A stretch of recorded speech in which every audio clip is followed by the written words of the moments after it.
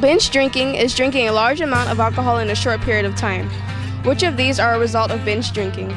Violence and social problems, increased risk of becoming sexually assaulted, or death? All of the above. All of them? All of them. All of the above. Yep. A. Death. What is death? Actually, all three of them are true. Now that you've experienced walking under the influence, what would you do if you had to get in a car with someone who is drinking? I wouldn't. It's just bad. Like, just walking gets you all screwed up. So imagine driving. Not get in the car because they can't function right. I wouldn't because I can tell how much it changes a person's ways of viewing and being able to make good judgments and things like that. So I wouldn't even get in the car with something like that. I would tell him no, because you get really bad vision and you could crash and die. I would call my dad and ask him to pick me up instead and try to dissuade them from driving. I wouldn't get in the car because I know that I put my life at risk. What happened to Garrett after he used ecstasy? He used ecstasy at a party. He passed out. His heart stopped. And the reason we have the brain damage is there was no oxygen to the brain. Ecstasy is a very, very dangerous drug. It's just one pill. It has killed many youth. It has put several in the same position Garrett is in. And it's something that nobody should even try or experiment with.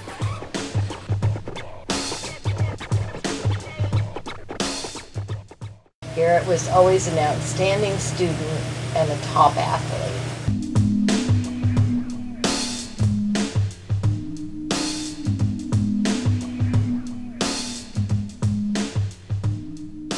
Freshman and sophomore year, he had over a 4th grade point average. Garrett always was very serious, maybe because of his early childhood experiences, very driven. And when pot was offered to him, he thought, as a lot of people do, that he could just use it occasionally. You know, a little pot won't hurt anybody, but a little pot can destroy a lot of lives.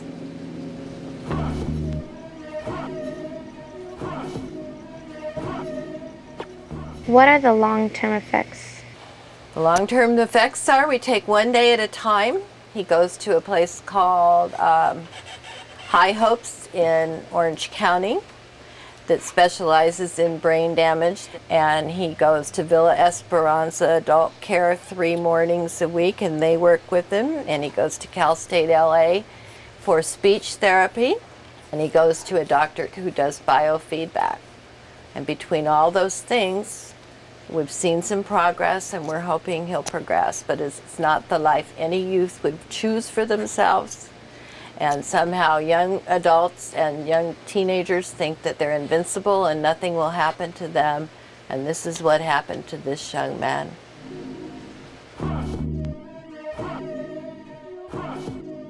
What happened to Garrett after he used ecstasy? The drug ecstasy he used supposedly once, from what we've understood from him and also his friends, and that was just enough. It stopped his heart, and when his heart stopped, he had no oxygen to the brain, and thus Garrett cannot talk or walk on his own. He thinks he understands. Luckily, he lived, but we have a long way to go, don't we? He surprised everybody. They actually told me he was brain dead. And as soon as they took the tube out, he would stop breathing. What message would you like to send about drugs and those who may want to use drugs? Well, Garrett and I have a message to send, don't we, Garrett? Yes, we have a message, and that's don't use drugs. Get the help you need if you start. Know that something can happen to you that you never expected to happen to you. Know that an articulate bassoonist who was a ranked tennis player now sometimes can't control his behavior. Sometimes the brain just doesn't tell him what to do correctly. He can get agitated, and other times he understands exactly where he is, and it's very sad, right? Yeah, when the eyebrows go up, that means yes. It's very sad to be in this position. And don't think for 1 minute that it couldn't happen to you. Okay, Garrett, we're done. Shall we go in the house and get something to drink? Okay. Walk right. Walk right. Garrett, don't lean back. You'll fall. You're on my toe. Garrett, don't lean back. Come on, don't lean back. You're on my toe again. Walk. Okay.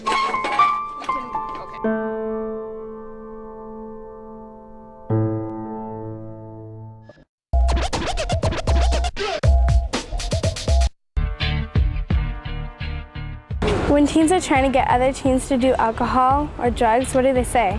To me, they don't really ask you. They just kind of like hand gestures, like offer it to you, like with their hands and stuff. But I never take it. That you'll be cool, you'll be a part of the gang. Most likely, because nobody's really asked me, but most likely they will probably be like, oh yeah, look what I have, you know, want to go do it with me or somewhere, you know. Be like, do you want to try something with this, or it doesn't do nothing? I don't know, no, I've never been asked that, so I don't know. They usually just ask if they want to, and if you say no, they'll leave you alone. They don't pressure you too much. They more or less just ask you if they want to do it, you know. They're really open. If you know you don't want to do it, they really don't care. You say, oh, don't worry, you won't get addicted, or just try it, you know, won't hurt you the first time, or something like that. Or it's fun, or don't be like a baby or whatever, just do it. Just get drunk, come on, it'll be fun. And then that's it. They usually just say, come on, it's only just try it this one time and see how it feels and all this other stuff. They usually say it's gonna make you feel good. You're just expected to, you know?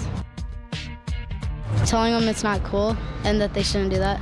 They can just keep strong and not worry about what others think. If you don't do drugs or alcohol, that's going to mainly influence other kids that look up to you not to do drugs and alcohol. There should be more outside programs because no one listens in school. Tell them what they have ahead of them, their potential. Let them know what they have. That, you know, drugs and alcohol, you know, can alter that, you know.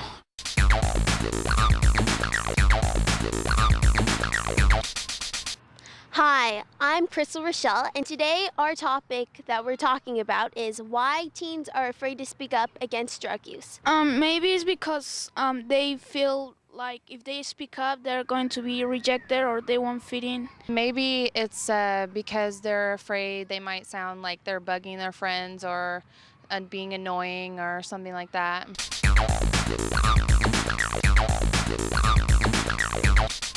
Why do some teens use drugs? Is it to get attention? What's the real answer? I think kids use drug and alcohol for all different reasons. I think that some of them do it to fit in or to be cool, and I think some kids do it like to numb pain that they have in their lives, or people that they look up to do drugs, so they think like that's the way, or I just think it could be for all different reasons.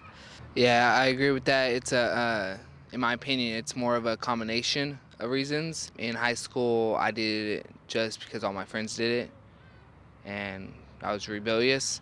And then after the age 17, when my mom passed away, I did it to numb pain of my mom passing away. So, yeah, it's more of a combination of reasons why. You feel like there's too much work for you, or sometimes you don't belong. I guess you have to smoke or do weed or whatever just because it takes the stress and the pain away and it calms you down. So I think that's one of the reasons why people, or teenagers in general, do it.